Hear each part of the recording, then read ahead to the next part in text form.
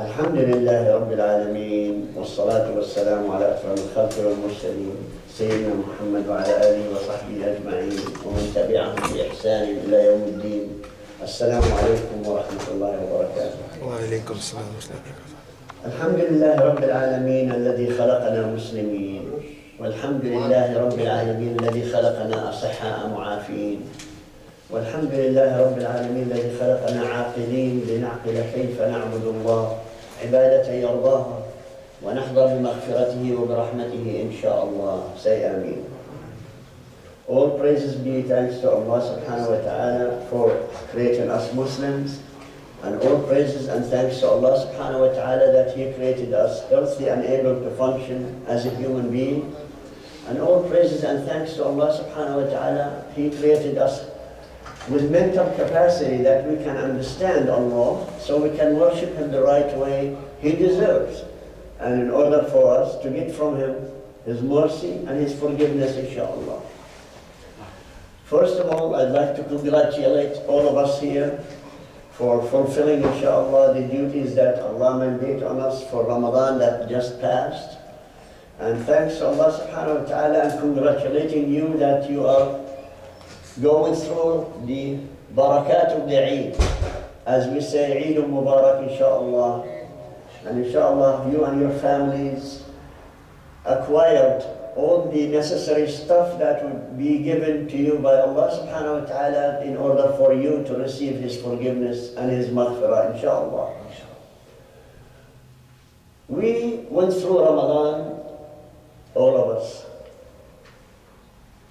Ramadan is over. We celebrated Eid.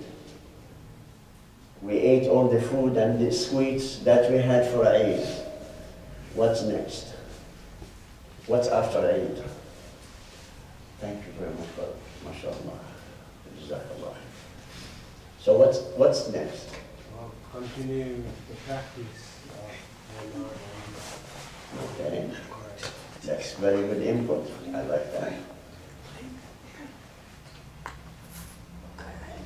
So let me go through all of you fast, please. What's after Eid? Brother? I start from the right side. What's after Eid? Continue the same spirit as we did in Ramadan. I love you for that. What's after Eid?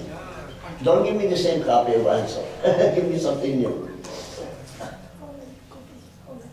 What is it? Oh, thank you. No, thank you. Barakallah. Thanks. Why I love him also. He takes care of my coffee. Imagine. Barakallah.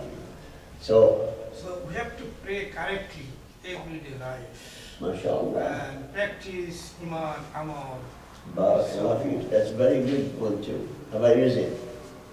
What's after Eid? Oh, inshallah, you try to hang on to the benefits you got from Ramadan so that you can carry on with the momentum you got. That's very nice. Yes. How about you? Don't tell me you're going to support the war with your God. I know you're doing that for me all the time. MashaAllah. What do you have? You know the momentum we got in Ramadan, the barakat we got in Wow, to keep it going. I love Muslims because they do have the brains, they have the ingenuity to come up with so many good answers. How about you?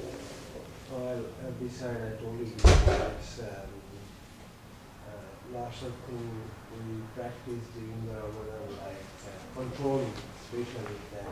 It's a good summation with the brothers, what they said. MashaAllah, very nice way to put it. How about my brother? Fasting the 6 days of Shawwal. Okay. See, somebody's looking forward. I like that. I will come. Yes. What's back after Ramadan? No, it's you. No, no. I'm talking to my brother. It's, Ramadan is like a school, basically. You graduate from it and you have to follow with practice, work. I love you for that too, MashaAllah. That's very The good. more closer to Ramadan for the next 11 months, the better we are. MashaAllah, fantastic. Okay, now it's your turn, my big brother. My choice is after fasting 300 days, later 6 in Sawal. Wow. Fasting, This This guy is a mathematician. He knows mathematics. MashaAllah, very good. How about you, brother? Don't be just a Ramzan Muslim. Be a Muslim for the whole year. That's very nice. I like that.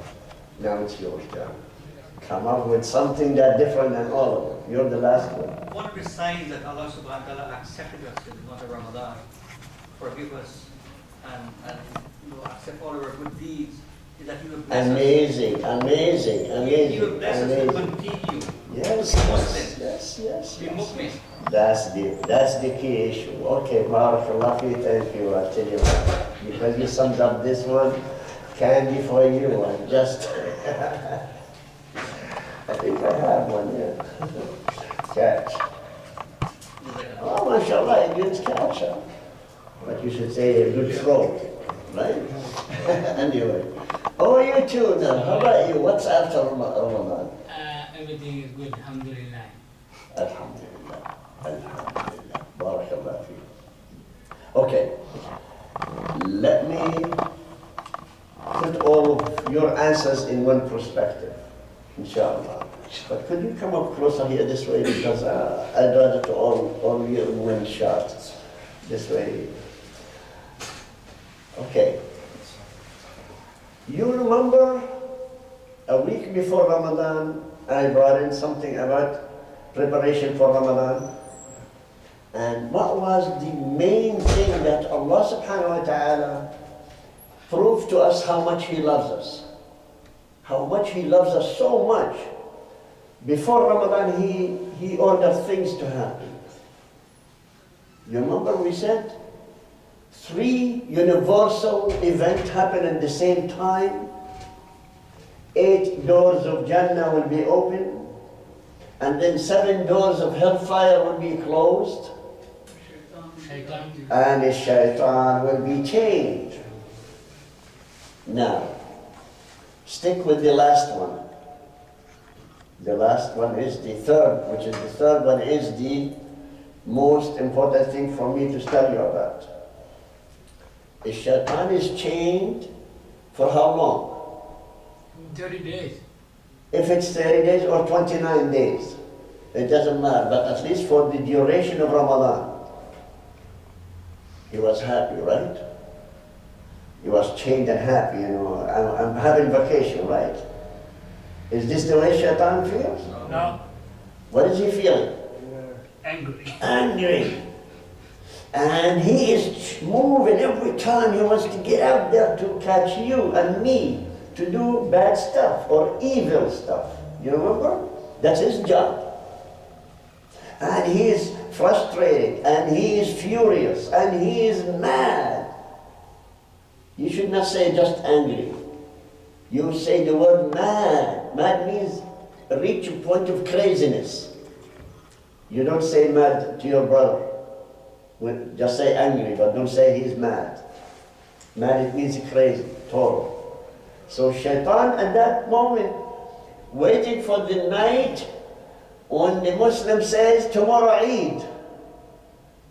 What happened that moment? On the Maghrib Salah of the last night of Ramadan, when the Mu'addin stands here and says, for Maghrib, when Mu'addin says, Allahu Akbar, shaitan is released. Then he's coming to you and we say, Eid Mubarak, Eid Mubarak, I wish you the best for Eid Mubarak, right? You think this is the way shaitan comes to you? To congratulate you for Ramadan? Wishing you the best? He starts instantly his work on all of us. And he convinced all of us, except a few.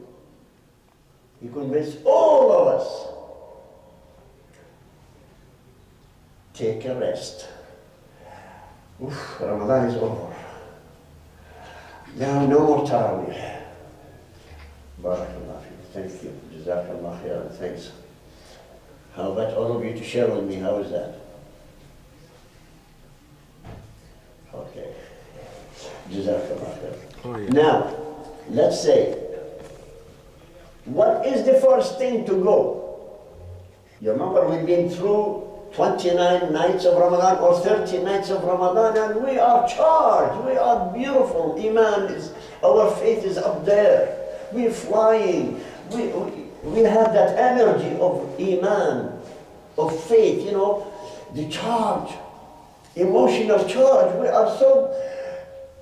We're flying in heaven because we are fulfilling whole Ramadan, you know, every night prayer, Taraweeh, and the Siyam, and fasting, and all that stuff. Shaitan succeeds the moment the Mu'adhin says Allahu Akbar, the moment he is released, the first thing we drop, the first thing we all stop doing, Taraweeh. Am I right? We say we don't pray Taraweeh the night of Eid. Who said so? It's Qiyam al-Layl. Taraweeh is the same. It's just the name changes in Ramadan. We call it Taraweeh. But it's Qiyam al-Layl stays. You have a break of Qiyam al-Layl. You don't pray Qiyam al-Layl. So the first act of action Shaitan does is to tell all of us don't pray Taraweeh anymore. So the first one. Second, after Taraweeh we used to go home, sometimes relax a little bit, get up at night before Fajr time to read Quran and do some extra Qiyam Layl, or we call it, you remember the last 10 nights, I'tikaf, and we do Tahajjud, those Qiyam Layl Tahajjud. Second thing goes Quran, third thing goes Tahajjud. In between that one, what do we do then? We start thinking, tomorrow, where I'm going to go Salat al-Eid, which masjid I'm going to go, oh my God, parking problem, I have to go early, what time is going to be, and so on. Now we start to worry. Imagine, one night before that we never worried about anything. That is the night, this is another weapon Iblis, the Shaitan puts in us, to be worried about tomorrow. That's one. Second, when you go home the last night, tomorrow is Eid, my wife, come on, start cooking and baking for sweets, you know. Prepare sweets for tomorrow. Well, I don't have energy. Come on, mother, come on, woman. And we are start getting conflict in the family. See, the next step is, after leaving Allah's duties, family duties. Now we're going to have problems. We start cursing and swearing and all of that stuff and getting angry. But we're not getting mad anyway. We're getting angry, and conflict in the family starts. Father with the mother, with the sons, with the daughters, with the grandmother, when everybody starts worrying about tomorrow, what are we going to have to, where are we going to go tomorrow? Here comes the morning. Some of us will come pray Fajr, some of us, not all of us. You remember Fajr? What's the excuse? Oh, I can't, I have to prepare myself for Salat al-Eid, it's so close, so we pray Salat al-Eid. And that's one of the explanations. Then after that, the father and mother, they have children, where are they going to go after Salat al-Eid? Celebration. Where? Chuck Cheese's. I love that. I love that. The Muslim here in this city, the part of rituals of Eid is part of Salat al-Eid to take their children to Chuck Cheese's, or with Chuck or Wonderland. Imagine. I love this tradition. Majority of the Muslims, if you want to see Muslims in Eid day where they are, with families and children, in those three places. Majority of the Muslims, you see them there. That's part. And another part, they are visiting each other, that's fine. I like that, to visit each other, consolidate their friendship and consolidate their relationship. Very few people go to visit the graves, to go and pray for the dead family members. Very few. Which is part of celebration of Eid. It's a tradition. It's not part of this religion. It's a tradition. You can pray for them any time. But people, they never visit the graves except after Salat al-Eid. They go visit. Or they start thinking, where are we going to get dabiha or good food? So anyhow, see, all of these things are happening because of what? Because the Shaitan is loose. Shaitan is free now. He manipulates all of us to do a lot of things away from Deen and Islam. Now let's look at the major problem. Major problem. And I challenge, just let me have a challenge, liquid. I challenge the whole ummah from east to west, north to south, after Salat al-Eid, check every masjid for Salat al-Dhuhr, how many people are in there. You remember we pray Salat al-Eid in the morning time. Salat al-Dhuhr, I challenge the whole ummah to tell me, is there 10% of the people who came for Eid? The masjid, do they have 10% of those people? Just one line. First line. I dare, I challenge the whole Muslim ummah from east to west, everywhere. Not only here, everywhere. This is another success of Iblis. Now, how would you like to have a test? If I told you, now go and open your Quran, open Surah Saba, number 34, Surah number 34. Open the Quran in there and open the verse, ayah number 20 and 21. And read it. If you have a phone, open it up right away, come on. If you have cell phone and you have Quran installed there, go for Surah Saba, Surah number 34, and then go for 20, 21, those verses. I need somebody with good voice to recite those ayahs. My voice is bad, you know.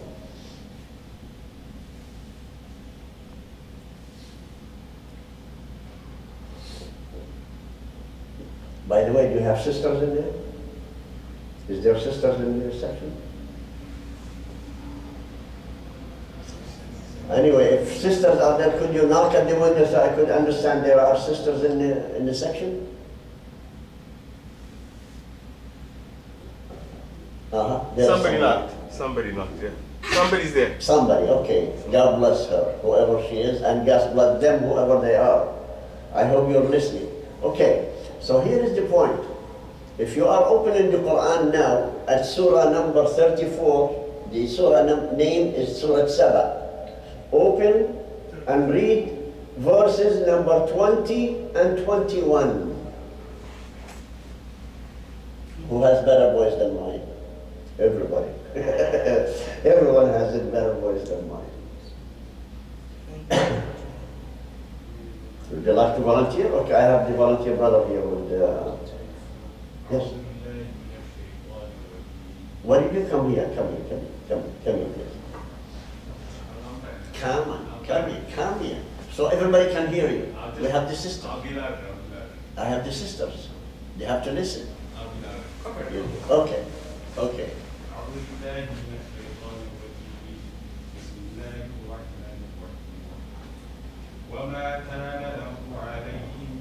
No, the ayah number 20. This is 21.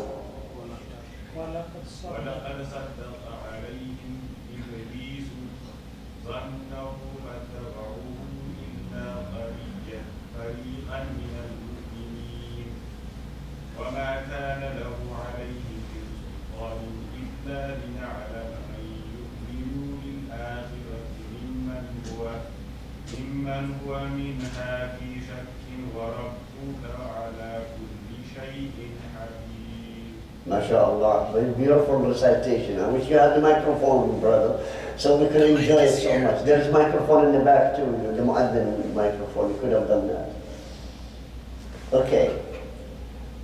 What the ayat says, it says, أعوذ بالله من الشيطان الرجيم بسم الله الرحمن الرحيم وَلَقَدْ صَدَّقَ أو صَدَقَ إِبْلِيسُ عَلَيْهِمْ إِبْلِيسُ ظَنَّ. It means, to translate it, Allah subhanahu wa ta'ala, Allah is saying, this ayah, Allah is saying it, Iblis is right. Imagine, Allah himself is saying, Iblis is right. By saying what? Allah said, وَلَقَدْ with the waw and lam is waw qasam, lam ta'keed and qad, and also confirmation. These are the linguistic explanation of this word, walaqad. Waw is waw qasam, lam qasam again, and qad it means confirmation. Walaqad, it means we confirm. Sadaqa came through. He told the truth. Iblis, ظن his expectation of us. وَلَقَدْ صَدَقَ عَلَيْهِمْ إِبْلِيسُ ظَنَّ. Allah subhanahu wa ta'ala saying, Iblis told me he's going to take all of them to hellfire. Allah saying in different ayat, he said, Iblis knows a human being are weak and he can control them and he can take them to hellfire. So Allah subhanahu wa ta'ala answering this by saying what? His expectation was correct. Sadaqa Iblis dhanna. Sadaqa alayhim Iblis dhanna, which means Iblis expected from a human being to follow him and go to hellfire with him. And he's right. This is what Allah is saying. إِلَّا فَرِيقٌ مِّنْهُ. What he says, Allah subhanahu wa ta'ala, إِلَّا فَرِيقًا مِّنَ الْمُؤْمِنِينَ. Except a team. Allah used the word exactly means a team. He did not say group. He said fariq. Fariq in Arabic language means a team with one purpose, one goal. Like the soccer team. They have one goal, is to score goals on the other net. Am I right? So Allah subhanahu wa ta'ala knows our mentality in the future until the day of Judgment. He knows what we're going to talk about. He uses the word fariq. Min al-mu'mineen, except those, that team of the believers. Mu'mineen, the one who believes in me, they are not going to follow Iblis. And this is major statement by Allah subhanahu wa ta'ala. Allah subhanahu wa ta'ala is telling us, wake up, people, wake up. Iblis expected all of you to follow him to go to hellfire. And he's right. What are we supposed to do? To be with the team. إِلَّا فَرِيقًا مِنَ الَّذِينَ آمَنُوا مِنَ الْمُؤْمِنِينَ. So here it is. Allah subhanahu wa ta'ala is blaming us. Allah is saying, وَمَا كَانَ لَهُ عَلَيْهِمْ مِنْ سُلْطَانٍ. How could you follow somebody who has no authority over you? You follow somebody with a gun. You follow somebody who's threatening to kill you. You follow anybody with authority. But he has no authority over you. Allah is telling us, those people who are following him, why do they follow him? He has no authority over them. That means they deserve to go to hellfire. I want to bring you to a Hadith Qudsi. Hadith Qudsi, which means Allah subhanahu wa ta'ala saying different than the Quran. Hadith Qudsi is explaining words of Allah given to Prophet Muhammad sallallahu alaihi wasallam to tell us about it, in order to inform us. In the day of judgment, Allah subhanahu wa ta'ala will call, Ya Adam. Adam will answer, Labbayka wa sa'dayk, Ya Rab, I hear you and obey. Listen to what Allah said to him. He will say, خُذْ نَصِيبَ جَهَنَّمْ مِنْ ذُرِّيَّتِكَ. Take a share of Jahannam, share of hellfire from your own descendant, from your own children. Because he's the father. Adam is the father. Allah is telling him, go and take share of Jahannam and take them to Jahannam and throw them there. And he says, how much, Ya Allah? He wants to know what is the share. 10%, 5%, 1%, what? Allah says, from من كل 1999. From every 1,000, you take 999 to hellfire. Can you imagine? What is the mathematician? Yeah, you are the mathematician. 999 from 1,000, how much left? One. Imagine, from every 1,000 of a human being, only one goes to Jannah. When the Prophet ﷺ narrated this hadith to his companion who were sitting in the masjid, all of them, they are as if you smack them on their faces. Except one brave man, one brave Sahaba, he stood up and said, Ya Rasulullah, could that be me? The only one, could that be me? So he said, yeah, it's you. So he was happy and sat down, but he looked around. All the companions were crying. Another one stood up. He said, Ya Rasulullah, could that be me too? He said, no, no, your brother took it. Now they all went down crying. Rasulullah was joking with this that second guy. He was joking with them. But they did not take it as a joke. They took it seriously. Every companion was sitting there and putting their hands like this and crying. Rasulullah looked at them again and he said, companions, good news. They all, paid attention. Good news, what is that? One more portion? That's the way, imagine if I were them and think that way. He said, قوم يأجوج ومأجوج كل ألف منهم بواحد منكم. You remember Ya'juj and Ma'juj? Those nations that Allah subhanahu wa ta'ala mentioned them twice in the Quran, in the Surah Al-Kahf once and then in another surah. You remember that? He said, every 1,000 of them equal to one of you. So what's the good news? So it means none of you is going to go to hellfire. Say Allahu Akbar. See what it means? So, but here is the other good news. Rasulullah ﷺ, he said, كل أمتي في الجنة. All my ummah, everybody in my ummah is in Jannah. إلا من أبى. Except the one who refuses. Imagine telling you you're come to Jannah, you say, I don't want it. Some people will do that. And they said, Ya Rasulullah, who refuses to go to Jannah? Who? Crazy person. He said, no. The one who refuses to follow my sunnah and sunnah al-khulafa al-rashideen min ba'di. Whoever refuses to follow my sunnah and the sunnah of the guided Khalifa, righteous Khalifa after me, those are the one who refuses to go to Jannah. So that's another good news. That means if you follow in sunnah, what? You're guaranteed to go to Jannah because Rasulullah said so. But are we immune from hellfire? No. We are not immune from hellfire. Because Allah subhanahu wa ta'ala mentioned in the Quran so many things. If you do them, you have to go to hellfire to pay for it. Like here, criminal code. If you do this crime, you serve time. If you do crime, you serve time. The same thing goes with Allah subhanahu wa ta'ala. Certain sins you have to. A person has to spend sometimes in hellfire. How he can come out from hellfire? We don't know. Duration time, shafa'ah time, whoever is going to make shafa'ah for him, his parents, his brothers, his children, his mother, his relatives, and then the final shafa'ah of Rasulullah intercession because he is one of the ummah. And Rasulullah refuses to go into Jannah, final Jannah, until all his ummah comes out from hellfire. This is good news. One of the best news, I always read it.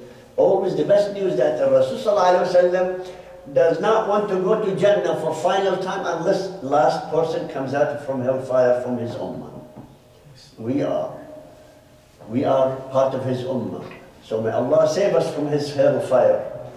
And if by any chance any one of us goes to hellfire to serve time for punishment for whatever he had done in dunya, I ask Allah subhanahu wa ta'ala not to forbid the Rasul sallallahu alayhi wa sallam from making shafa'ah for us. Because his shafa'ah is very, very highly accepted by Allah subhanahu wa ta'ala because of the love for this ummah. So now we understand what the state of shaitan is coming out to do after Ramadan is over. So, what do you consider shaitan at this point? Your friend, your enemy, wishing you good Eid, Eid Mubarak or wishing you well. So that's the idea. You have to start thinking from now.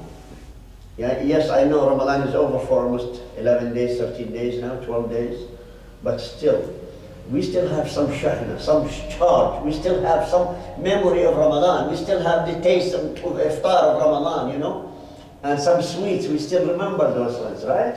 We still remember the bottle of water we used to carry when we were praying here after Maghrib and Taraweeh. We still remember the group. We used to come and see you in Ramadan, right? We used to have a group here, all sitting together waiting for Taraweeh. We used to wait until my buddy comes in and we meet here, the group. We still have that feeling. We still didn't forget it yet. Maybe 3 months from now we'll forget all of that, but I'm talking about now. Still, we have still that, you know, feeling of togetherness, feeling of this ummah together in Ramadan. So here's a few things that I'd like to point out what Shaitan is going to be doing, so you'll be aware of these things. As we mentioned before, what are the things already done? The ones already, by the end of Ramadan, the first day of Eid, what all the things that Shaitan made us do, or convinced us to do, and abandoned everything. We throw everything away, we don't want to continue. We said Taraweeh, Qiyam al-Layl, and also Salah on time. You remember? We used to be here on time in Ramadan. After Ramadan, God knows. And then the recitation of Quran, reading of Quran, how many times each one of us finished your khatma. You made khatma of Quran in Ramadan. See, are you planning another one? Well, I'll wait until next Ramadan. I like that attitude. Yeah, I'll do it in Ramadan. And subhanAllah, one of you mentioned, I cannot remember which one of you, but anyway, Muslims are a different classification, different groups. We have regular Muslim, one who always comes to the masjid, pray masjid and all of that. We have a group, we call them Jum'iyun, which means they only show up in masjid on Friday, Jum'ah. Then we have Ramadaniyun, people only show up in Ramadan. We have Qadariyun, they only show up in Laylat al-Qadr. And we have Eidiyun. When do they come to the masjid? Just for Salat al-Eid. These are 5 levels. Which one of them are you? Which one of them anybody else? So those people who are regular Muslim, inshallah will be you and me, that we are, you know, keeping our regular attendance in masajid in every salah as much as we can. I know some of us, some moments you cannot be in the masjid in every salah. For one reason or another, may Allah forgive us all. Next, as long as you understand the other 4, you look at the other 4, do you like those people? Pray for them. If you want to gain more hasanat, just every once in a while, when you come to the masjid, pray for those people who follow those 4 categories. Jum'iyun, Ramadaniyun, Qadariyun, and Eidiyun. Those people only comes to the masjid on those events. Pray for them. And if any one of them heard you praying for him and he start doing that, you get more hasanat from his action alone. So, that's part of it. Second, I'd like to tell you how Islam or how Muslims believe or follow the whispering or suggestion of Shaitan after Ramadan. Here is one. Iblis will use normal ways of making you not to come to the masjid or not to keep that level of iman. Normal ways. It's okay, you can pray it next time. It's okay, you can do this later. It's okay. See, makes it easy for you to abandon whatever you're doing in Ramadan. That's one. Then he comes up with what you call extraordinary reason, or extraordinary ways. You come to the masjid, hey, look, you know, there is a sale over there, so you can pray later, but go and get it. See, he comes up with ideas that he knows your interest. He knows what do you things that you are interested in. There is people are talking politics in this group. Let's go and sit. People talking sports. Let's go there. So always shifting your focus from one area to the other, in order for you to abandon. Am I moving too much? Okay, you abandon whatever you are trying to do to be close to Allah subhanahu wa ta'ala. This is second way. Third way, my brother suggested, what are the signs that makes you know that your Ramadan is accepted? Am I right? Each one of us would like to know if I spent Ramadan and Allah accepted everything I've done in Ramadan, or even one thing in Ramadan. Is there anybody could tell me? Anybody could tell me, are you sure that your prayer is accepted? Are you sure your donation is accepted? Are you sure the Quran is accepted? Are you sure of your love to your brothers is accepted? Your smile, your do this? None of us is sure. It's only Allah, the one who knows what's in your heart, and He knows what your action is for Him alone, or with something else, or showing off. But the Rasul, he loves us so much. He gave us hints how to have at least an acceptance of what you've done is satisfactory. That hopefully, wishfully, and prayerfully that Allah has accepted what you've done so far. If you've seen after Ramadan, instantly after Ramadan, that you don't come to the masjid of Salat al-Dhuhr after Eid or Fajr, is it a good sign? So at least you judge yourself. You judge yourself. If you came to the masjid to be with the group of Jama'ah, Salatul Jama'ah, that means a sign the opposite way. See? That's a good one sign. The first sign is. Second sign, if you stay with the righteous people, not going for a disco dancing, or if you're young like me, then I go to disco dancing, or if you go into another party or another thing. See, you can read what you can. If your deeds in Ramadan been accepted, you judge. Do I read Quran like Ramadan, more or less? Anyhow, these are things will tell you, will give you a hint. If you're smart, as Rasulullah ﷺ said, you are smart. Everyone Muslim is fatin. Fatin, it means smart and alert, and he knows every act he is doing. You're doing it for who? For you, for people, or for Allah? See, you judge. So from that standpoint, Rasulullah ﷺ, he's pushing us to the limit. He says, be a good Muslim, be fatin. Fatin, it means smart, alert, aware of everything, and watchful. When you are alert, fatin, it means nothing escapes you. Nothing escapes you. You can tell if you are doing right or you're wrong. And we have in the Arabic language two things. Two things Allah gave us in the language so we can understand. It's called firasa. Firasa, it means recognition of anything in front of you. Like what? We use it mostly in recognizing you, which tribe you're from. We can tell you are from this tribe or that tribe. This is what called firasa in the Arabic language. We use it until now. How can you tell? Well, I know from the features of your face, I know it belongs to this tribe. This guy is Bengali. I know he's Bengali because the way they are made. This guy Chinese.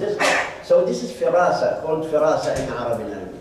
But there is another depth of this word. The word firasa also, it tells me if you're right or wrong. It tells me if you're enemy or a friend. It tells me if you are kafir or mu'min. It tells me if you are a good intention towards me or not. This is another part of firasa, and it's called also furqan. Why Hazrat Umar al-Khattab was named? What did he was named? Hazrat Umar. Umar al-Khattab, what's his nickname? Amir al-Mu'minin. Amir al-Mu'minin. Okay, another one? Al-Faruq. Why does it mean Faruq? Al-Faruq is an adjective of a language to explain that he could recognize, he could make a division between, distinction between haqq and batil, truth and falsehood. He can tell who is right and who is wrong. Whatever appears to him, but he had that firasa on Faruq, also furqan, which means it tells you between the truth. Now, if I come to tell you, we call it sixth sense sometimes. Some people, they consider it sixth sense. Oh, I felt that way. I just did. So I'm not going to just put too much explanation on this one. But you yourself, you can tell if your act after Ramadan, is it following Allah's message and deen or not? So this is another sign, if you want to know if your Ramadan is accepted, what you've done in Ramadan, what happened after Ramadan. Are you continuing or breaking it? If you're breaking it, you tell yourself, I should be back to Ramadan. Why Rasulullah is telling us 6 days after Ramadan in Shawwal to fast? Just to make mathematics 360? No, it's not the purpose. Main purpose is not to lose Ramadan, at least by fasting. See, Rasulullah, he loves us so much, he brings every aspect so you don't lose what you have in Ramadan.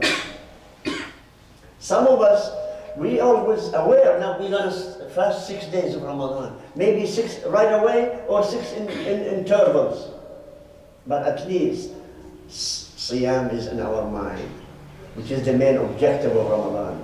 When you are fasting, you are away from sins. You are away from listening to who? The mad guy. Who's the mad guy? Shaitan. Shaitan. You remember, he's out for revenge. He's going to kill you, kill your standard, even physically or mentally or spiritually, most important. He wants to destroy you personally. And here it is. There is answering your question now. If you don't have those qualities as a Muslim faqih, what happens to you? If you think, oh, Allah did not accept my Ramadan. He comes in with a word in Arabic language called ihbat. Ihbat, which means put you down. I did not do a good job of Ramadan. Allah is not going to accept it. So why should I do more? Giving in. Have you felt that way? Every once in a while. We all do. Every once in a while. You do something and then suddenly you had that down feeling. Maybe Allah did not accept it. You do Umrah, you do Hajj, you do prayer, you do Sadaqah, you do anything, and suddenly you have that down feeling that Allah did not accept it because this, because that. You start giving so many excuses why Allah did not accept.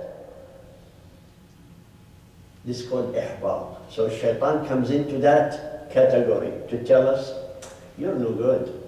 Allah is not accepting this from you. And he convinces you. So when you have that feeling, fight it right away with another good act.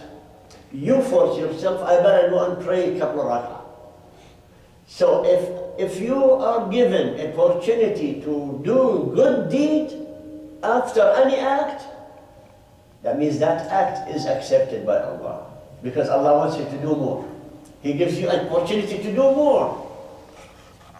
This is a sign, see brother? Another sign for any normal act. You prayed, you walk out, somebody says, can you help me? Oh man, that means your salah is accepted and Allah has given you another opportunity to help somebody. When you help somebody, that's higher level than your salah. Is it? Your salah fard, how much is it for you? If you help somebody who is in need and you fix it up for them and he's finished with it, he doesn't have the need anymore, that action is better than your fard salah. Do you know that? Listen to this hadith of Rasul sallallahu alayhi wa sallam. He said, لأمشي في حاجة أخي لأحب إلي أن أعتكف في مسجدي هذا شهر رمضان. Imagine, Rasul sallallahu alayhi wa sallam, he said, what do you do in i'tikaf? You do all salah, fard and nafila, which means sunnah or extra. Am I right? When you are making i'tikaf, imagine the reward for making i'tikaf the last 10 nights of Ramadan for you. How much is the reward for that? It's beyond your belief. Imagine Shahr Ramadan, all the months of Ramadan you do i'tikaf. What is the reward for that? Unimaginable. Imagine you do it at the Masjid al-Nabawi. How much is the reward? Imagine if the Prophet himself doing that, what's his reward? And he's saying, for me to help my brother do his own need and finish it with him is better for me than making i'tikaf for the whole month of Ramadan, me as a Rasul saying that. In the whole month of Ramadan in my masjid. You got the picture, brothers? The picture is, if you have the opportunity after you're doing a good deed and you see somebody needs help, go and help him. You know why? Because the reward is unimaginable. Don't say, I have to pray first and come back to you, the emergency is gone for that person. Oh wait, I have to go to the masjid, the adhan is coming up, I have to pray.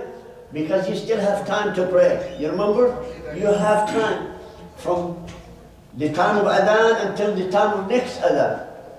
You can still pray that one, you don't miss it. But the person in emergency, can he miss it? It'll be too late for you or for anybody to help you. So Rasulullah, he is pushing us to help each other. Even when it comes to salah. Your prayer, even you can postpone it until later.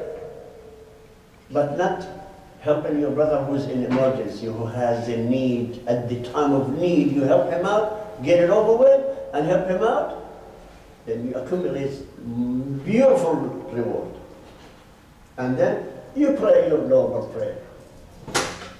But don't look around to waste your salah, to look around, who has a need and I'm going to help this guy, that. No, I'm talking about emergency need. So this is my point. Now, these are some of the signs that if your Ramadan is accepted. There is one more. You remember I told you about the family, the first night of Eid or the night of Ramadan, there is going to be a problem with the family because the father and the mother, they are trying to argue, well, what we're going to do tomorrow, what we're going to do this, and sometimes my word is to be accepted, you listen to mine, no, you listen to mine, then there is conflict in the family. That was the main focus of Shaitan, to destroy families. Here's the story. Why is this clock is wrong? No battery. So you're cheap, you don't buy battery, huh? No, they got it soon. Oh, no, I'm accusing you. You're the one. You are not spending batteries to put down, so you're going to confuse me every time I look there at 6 o'clock. Okay. Okay, it's 10, all right. It's your fault, okay. I agree with you. Basically.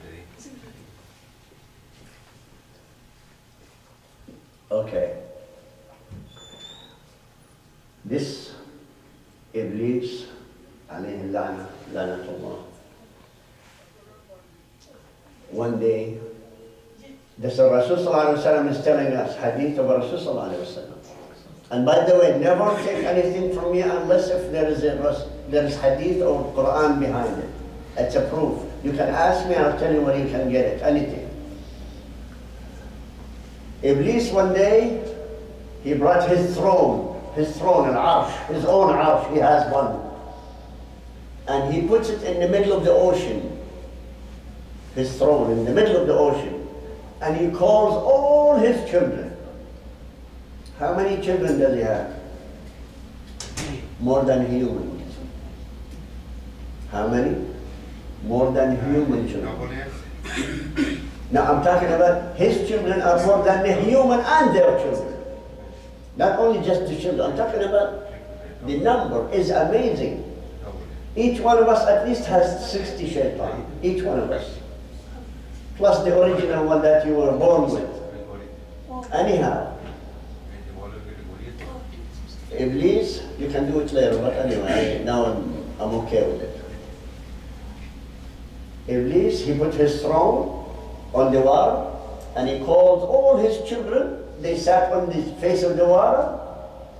Imagine they are from fire, huh? And they sat on the water. You think they're going to be put up? No. But anyway, Allah's creation is different. So anyway, he told them, today I'm going to test you. You know what I do? You know what you're supposed to do? Go and do whatever you can to human and come back and report to me. The winner, I'll give him my crown. Imagine, Iblis has his own crown and his own throne. And he wants to give his crown to the one who does the most evil thing from his children. Now listen to this. They all gone, and then suddenly the first one came in, and he said, Dad, I made this guy kill his brother. Okay, very good, good, come and sit here next. Second one came in and said, Dad, I made this guy steal. Oh yeah, okay, sit here. The second, I made this guy cheat. I made this guy made this guy commit zina, commit adultery, this guy. So all sins being reported. There is this guy came in, Dad, I made this guy and his wife divorce each other. Oh my God, you're my friend. Come here, sit here, and you give him what? His crown. So what is the main purpose of shaitan? Destruction of the family. And this starts happening after Ramadan is over. Why? Because most of us, we do not appreciate our sisters, our mothers, our wives. They do everything through Ramadan for your convenience so you can pray Taraweeh. And when you fast the whole day, you come from work. What is my breakfast? What is my food? You, mom, and this, go and do this. My wife, do this. And they took everything patiently from us. And finally, the night of Eid, we start fighting each other. Tomorrow we're going to Chuck Cheese's. The kids need to be playing. No, we're not going to Chuck Cheese's. We're going to the Masjid. No. And we start fighting with our wives. That is the moment of conflict of the family. Instead of celebrating the blessing of Allah, of doing good deeds in Ramadan, now we're fighting over a stupid thing, which is either going to Chuck Cheese's or Wonderland, or going to the McDonald's, taking the children to play, or going whatever. Or to go visit my Shahab, Brother Shahab, at home. We start fighting. Right? Anytime. Barakallah fi. So the point is, a shaitan starts manipulating us because we listen, we follow. So my point is, take the opportunity now. There's nothing too late. Whatever happens between Ramadan and Eid Day until now, in your family, if it's good, do more. If it's good, you've done so far, good thing with your family, do more. If there is some conflict, some argument, something, fix it now by forgiving each other. Now, don't give the shaitan the flag and the crown to be happy with. Because why? Because after Ramadan, until the next Ramadan, the smile of shaitan is bigger than this universe. He's smiling because he brought everybody back to whatever he wants. He succeeded. Why? I can tell you the proof. What did Allah say in that surah?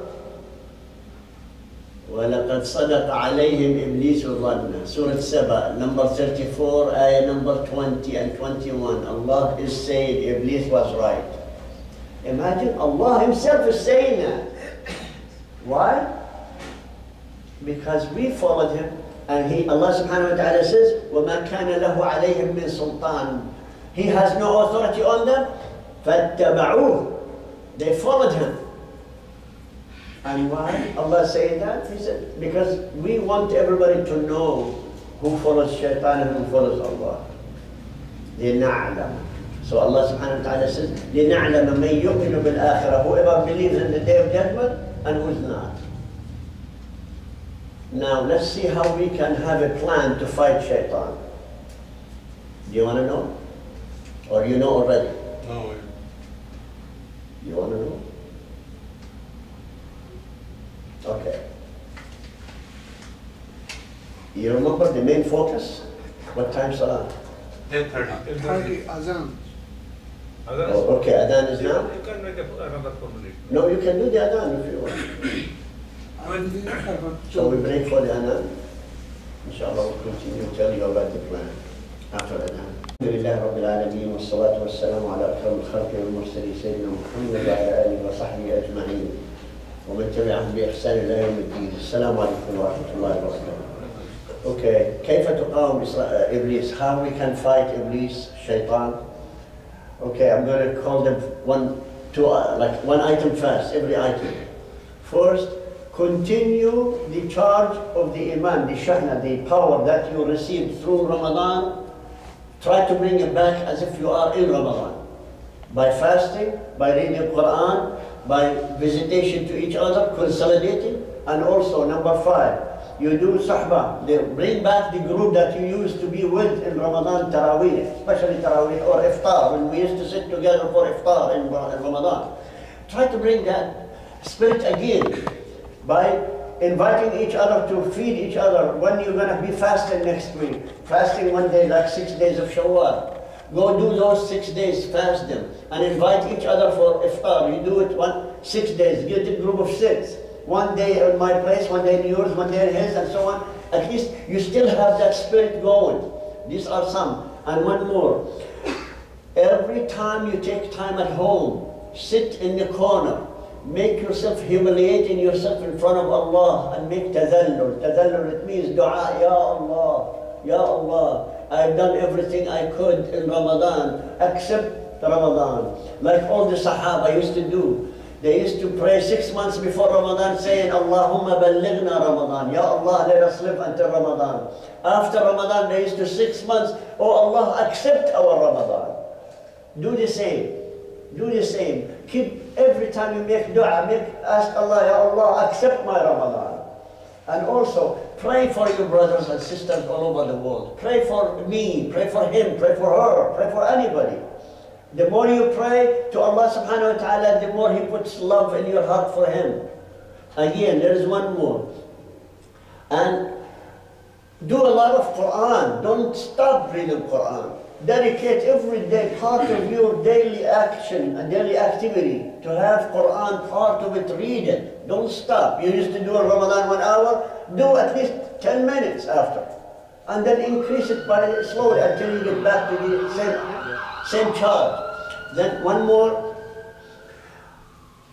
make a lot of istighfar and tawbah, repentance, and ask Allah to forgive you. Forgive everybody around you. Ask for the people whom you know and people you don't know. I'm asking each one of you to find out which one is your enemy, the one who hurt you the most. Remember that person who hurt you the most. Go down and ask Allah to guide him. Imagine, the best dua you can do for your enemy is to ask Allah to guide him to Islam right. Again, ask Allah to help you. We do that every day, 17 times minimum when we pray fard only. We say, إِيَّاكَ نَعْبُدُ وَإِيَّاكَ نَسْتَعِينُ. We ask your help, Ya Allah. We worship you and ask you for help. Again, now you ask one more. I'm asking all of you, please don't forget this ummah. This ummah of Muhammad sallallahu alaihi wasallam Ask Allah to unite this ummah together. Ask Allah to forgive this ummah and gives it more strength. Instead of what's going on, we're all being hammered day in, day out from the non-Muslims. So ask Allah.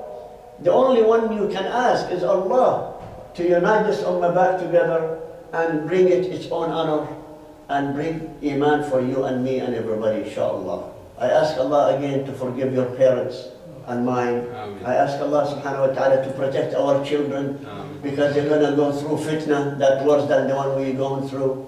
So ask Allah to protect them, to teach them and to guide them. Ask Allah subhanahu wa ta'ala to bless our sister, the female part of this ummah. Without them, you and me, we're not going to exist right. Your mother, your sisters, your wife, your daughters, this is the four. You're responsible of four sisters. You have to pray for them. And also you have a responsibility to teach them what you learn here, in the masjid or anywhere you learn. Teach them, because if they are aware of their deen enough, this ummah will not have this jahl, this ignorance that we are going through now. So please, take care of them. The last word of Rasulullah, 2 things before his death. 2 things. He made wasiyah for this ummah. He said, "Usikum bis-salah wal-nisa." Imagine. He did not say, "Usikum bi-anfusikum." He did not say, "I'm giving you authority over yourself." He said, "No, please take care of salah, the prayers, and take care of your sisters, the women." Are we? I leave it up to you. Just ask Allah to help you and help me in doing, fulfill whatever He's asking us to do. وجزاكم الله خير. سبحان ربك رب العزة عما يصفون وسلام على المرسلين.